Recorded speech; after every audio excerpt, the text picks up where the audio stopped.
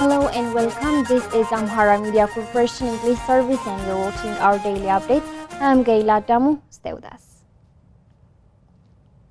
Foreign Relations and Peace Affairs Standing Committee member of the House of People's Representatives, Dina Mufti, said that Ethiopia has carried out diplomatic activities that enabled it to maintain the unity of the country by resisting international pressure during the past 5 years. Pugardi Zaudu has more on it. Dina has explained in detail the public policy activities carried out in the past 5 years.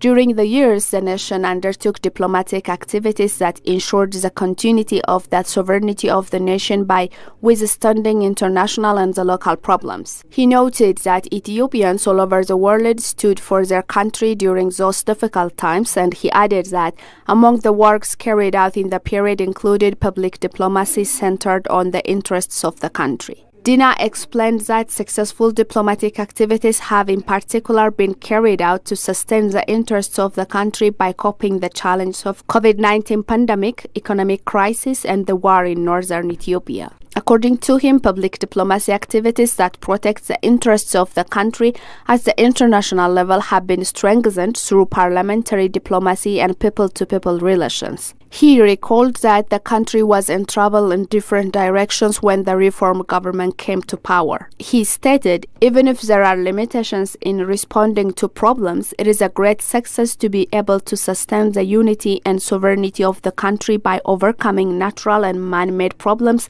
as well as international phenomena. Dina further said that efforts are being made to strengthen the relationship with other sisterly African countries as well as peoples of the world through parliamentary diplomacy. The Foreign Relations and Peace Affairs Standing Committee member finally called on Ethiopians living abroad, prominent people, artists and others to strengthen their participation in public diplomacy in order to protect the country's economic and political interests by promoting the objective reality in the country. Deputy Prime Minister and Foreign Affairs Minister AMECO said that the construction of the Grand Ethiopian Renaissance Dam has reached the final stage through the united efforts of the Ethiopian people. Modomuluye tells us more. The National Council for the Coordination of Public Participation on the construction of the Grand Ethiopian Renaissance Dam, chaired by the Deputy Prime Minister and Foreign Minister AMECO, held a consultative forum that discussed the implementation of the construction of the dam. Speaking on the occasion, AMECO noted that Ethiopians have been supporting the construction of the dam without any differences since the launching. He added this public participation has brought about an encouraging result that will elevate Ethiopia. Some 18 billion birr has been collected in various ways since the laying of the cornerstone of the Grand Renaissance Dam. The Deputy Premier and Foreign Minister stated that all-round activities to complete the dam have been supported by citizens that are leading the project and doing a proud work that will pass on to generations.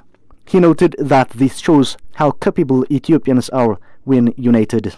AMECO further called on Ethiopians to participate in integrated watershed development in addition to their support to the construction of the Renaissance Dam until its completion. While celebrating the laying of the foundation of the Grand Ethiopian Renaissance Dam, he said Ethiopia will also sustain the achievements registered in the diplomatic sphere.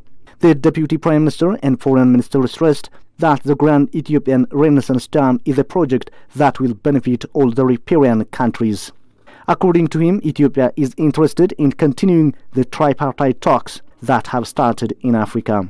AMECO underlined that a backward approach that benefits only one party is not acceptable. Prosperity Party Vice President Amhara said on his part that the contribution of Ethiopians to the construction of the Grand Ethiopian Renaissance Dam is historic that makes the next generation proud. Adam underscored the need to strengthen the all-round support to the construction until the dam is completed. Chief Government Whip Tasfaye Beljige said that the current level of the dam is a historic victory that Ethiopia has achieved despite many challenges. Tasfaye pointed out that the Grand Ethiopian Renaissance Dam is an African project that would connect the region through power. Italy's ambassador to Ethiopia, Agostino Pale, said that Italy sees Ethiopia as its strategic partner in the Horn of Africa, and the relations between the two countries are growing very high. Ababa Burhani tells us more. Ethiopia and Italy have long-standing relations in cultural, economic and political fields. In an exclusive interview with Ethiopian news agency, Italy's ambassador to Ethiopia, Agostino Palesi, said Italy sees Ethiopia as its strategic partner in the Horn of Africa. He said they believe that Ethiopia could play a role in the Horn of Africa. The ambassador recalled that during Prime Minister Abiy's visit to Italy, Prime Minister Abiy Ahmed and Prime Minister Meloni signed the new cooperation agreement about 180 million euro, which runs from 2023 to 2025. He added that he thinks the visit of Prime Minister Abiy to Italy was very important and very fruitful. Once again, they reaffirm their very close political views with their strategic partner in the Horn of Africa, Ethiopia, and they exchange political views. Piano Meti, which seeks energy development in Africa, said Italy launched new strategy, adding that they want to attract private investment in order to improve the skills and training in many different sectors where Italy is one of the best countries in the world. Regarding to development activities in Ethiopia, he said he has seen many improvements, adding that they will work together in different spheres, particularly in the bank sector. He said that they have to continue to work because if Ethiopia is to attract investment and to have more reform economic agenda, he understands it takes time, but the only way is to go forward, and especially in the bank system and on custom. The ambassador added that they tried to bring here the best Italian technologies and the best Italian skills. He said they could have mutual benefits for both countries in order to use, for example, clean energy. They can transfer their skills and their training in many sectors, agro-industrial, modern technologies, all the things regarding green area like renewable resources.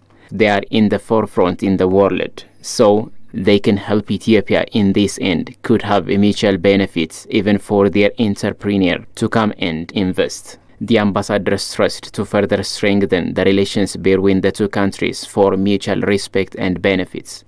The ambassador said they respect the country's policy autonomy, share common interests and should work on national and regional issues. He noted that they are going to deepen relations not only in the economic sector but also on regional integration, where Ethiopia could play a very significant role.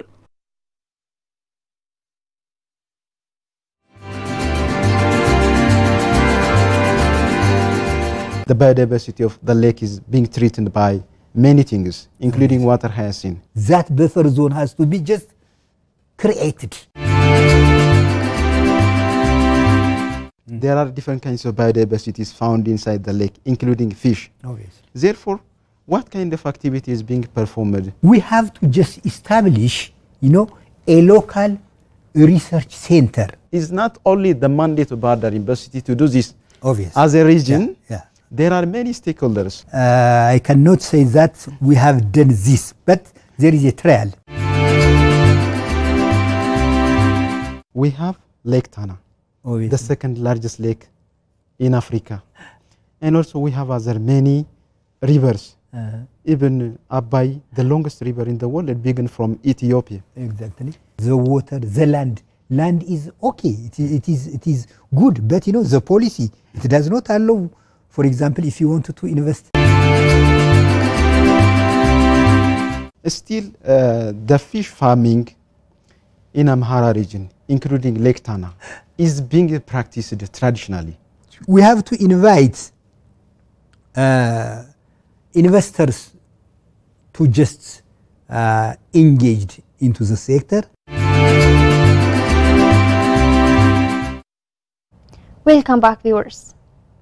The Russian cosmonaut Sergei Kurzberkov shared his experiences to Ethiopian students at the Addis Ababa Science and Technology University, further pointing out that Russia can help Ethiopia to raise the industry faster. Fukardi Zaudu has more on it. Briefing the media after his presentation to students, the cosmonaut said Russia can provide some special services like geo-observation data for Ethiopia, as it has already entered cooperation agreement in nuclear sciences with the university and will probably have cooperation in space engineering program. Engineering specialists are those who can improve the whole industry. So it doesn't matter if it's rocket science or nuclear science. This is the next level of the development of the country. If you need to develop, if you want to develop, you have to pay attention to this area of education. The astronaut advised that the Ethiopian government itself and the university could decide what the priorities for the country are, and as partners can provide services for the country. We should look at the needs. So if we need to improve our rocket science, we pay attention to it, we grow specialists in this area. So I believe it's up to the government to decide what kind of specialists and scientists you need, but obviously every country needs their own scientists to develop in their own way, and our task is to be partners in development. Probably it's really hard and expensive to create industry from the very beginning, and other countries as Russia, we can help raise industries faster and grow specialists faster to catch up with the world. As to President Dereje Ngida said that sharing such experiences is pivotal to prepare Ethiopia for the future and prepare the young generation. The university has 8 centers of excellence which have been designated to work on special areas such as mining, extraction and exploration, sustainable energy, biotechnology and bioprocess, nanotechnology, artificial intelligence and robotics. In order to prepare Ethiopians for the future astronauts and also the space science. This will help us in preparing the young generations and also the human capacity development as a nation as a whole. Addis Ababa Science and Technology University, as a science and technology university, have 8 centers of excellence which have been designated in order for us to work in those special areas. And one of those areas is in mining, extraction and exploration, sustainable energy, biotechnology and bioprocess, nanotechnology, artificial intelligence and robotics, and high-performance computing. Space Science and Geospatial Institute Director General Abdisa Yilma said that SSGI strongly believe that following the footsteps of Yuri Gagarin and the spirit of a brave people like you, we hope brilliant and courageous Ethiopian astronauts will emerge in near future. The cosmonaut Sergei Kudsevrekov had spent 185 days in orbit in 2020-2021, working as a flight engineer alongside his Russian and American colleagues. Russia is a pioneer country in space exploration, and it has contributed a lot to humanity by developing space technologies and skills that enable human beings to make the first steps in space. Acting Executive Secretary of Economic Commission for Africa, Antonio Pedro, said that Ethiopia's homegrown economic reform could serve as an example for their African countries, and they are creating a platform for sharing these experiences among African countries. Modomluye has more. The homegrown economic reform is aimed at transforming Ethiopia from a largely agrarian, low-income country to an industrialized, lower-middle-income country by 2030. The acting executive secretary, Antonio Pedro, told Ethiopian news agency that these experiences are very important to improve the capacity of all Africa to respond to crises and move forward with the African Continental Free Trade Area, enhancing the process of economic transformation of the continent.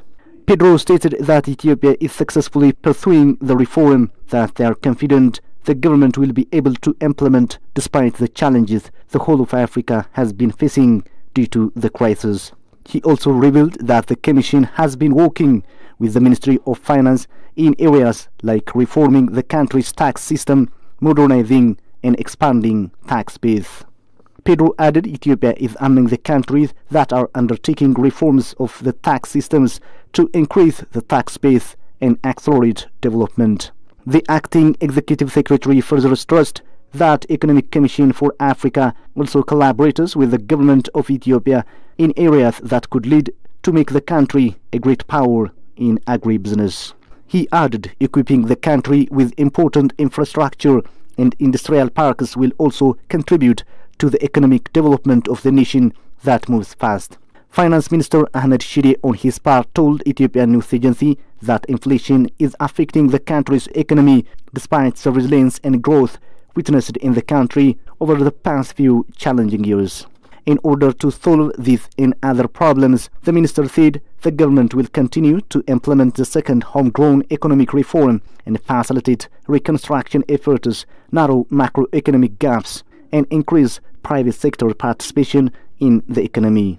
The first homegrown economic reform introduced in 2018 has proved effective to deter internal and external economic challenges. Therefore, the government is working on additional economic reform plan that will help to control inflation, improve foreign currency availability and administration, enhance domestic resources mobilization, and increase local and foreign investment. According to Agriculture State Minister Fikru Regasa, the consultative group on international agricultural research game-changing research solutions have been improving millions of livelihoods across Ethiopia. Abeba Burhani tells us more. Speaking at the launching of one consultative group on international agricultural research in Ethiopia, an integrated approach for the 11 international research centers Ethiopia hosts, the state minister said the government of Ethiopia recognizes consultative group on international agricultural research's role in transforming millions of households in the country. He added, as the host of consultative group on international agricultural research centers here in Addis Ababa, Ethiopia has hugely benefited from agricultural researches undertaken by Consultative Group on International Agricultural Research. According to Fikru, CGIAR-related agricultural innovations between 1999 and 2019 alone have reached up to 79% of rural households in Ethiopia. Irwed learned there have been at least 52 different innovations related to animal agriculture, crop germplasm improvement and natural resource management. Some 26 instances of policy influence have also been contributed to Consultative Group on International Agricultural Research's research during this time. CGR-related agricultural innovations have reached up to 79% of rural households in Ethiopia. According to this study, there have been at least 52 different innovations related to animal agriculture, crop germplasm improvement, natural resource management, and 26 instances of policy influence contributed by CGR research during this time. Among these technologies, soil and water conservation innovations were adopted by 9.4 million households. Among these technologies, soil and water conservation innovations were adopted by 9.4 million households, and about 4 million households use CGIAR-derived maize germplasm. The state minister, who said that the government of Ethiopia is working to transform the country's agriculture by 2030, has asked the Consultative Group on International Agricultural Research to further boost its scientific contribution to the success of government's 10-year agricultural plan. ILRI Director General's representative to Ethiopia and CGIAR country convener Namuko Lokovic said Consultative Group on International Agricultural Research will not only continue to enhance alignment of its project with government priority areas, but also engage in forward thinking to address future challenges. The representative pointed out that Ethiopia's successful wheat development strategy is a lesson for others. She further said that working with the national and regional partners, they will explore lessons they can learn from the successful wheat development efforts of Ethiopia for other commodities, and also look forward to preempting challenges that may need to be addressed for long-term sustainability. We have different centers in the CGIAR research centers. Like I said, we have 11 of them here in Ethiopia. So the transition and the change in what is new is our way of working. We are moving towards working in a more integrated way across the different centers, and by doing so to develop greater synergies with our work so that we can contribute also better to national goals as well. We are already working with the government when it comes to the wheat development programs.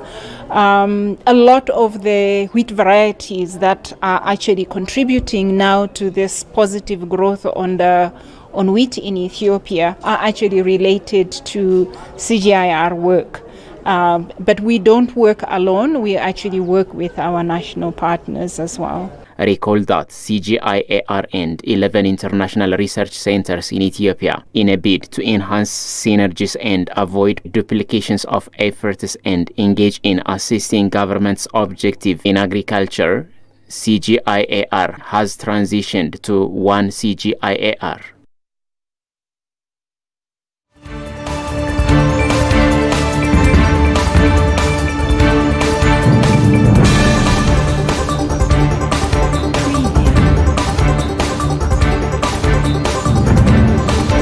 You're watching Amhara Media Corporation English Service, and now let's proceed to News Beyond Borders.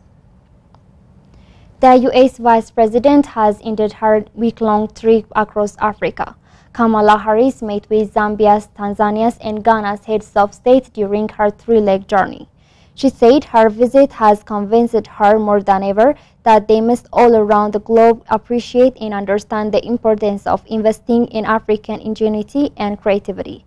She added in her meetings with the presidents of Ghana, Tanzania, and Zambia, they have launched new initiatives to strengthen their business ties, and they have also advanced their work to support democracy and good governance on the continent, which will invariably create greater stability and predictability, the type that businesses require and need to invest.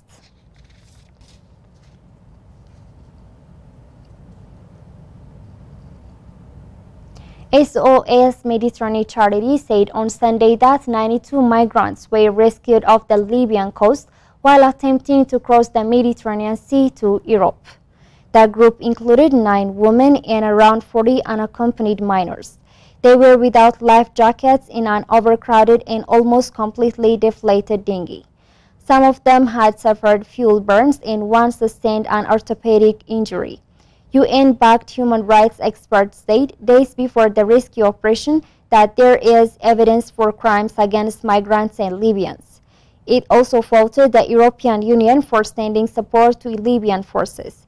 The charity rescue ship, the Ocean Viking, is carrying the migrants to the port of Salerno, located over 800 kilometers away from the rescue site. The United Nations agency estimates that in 2022, 1,417 migrants disappeared.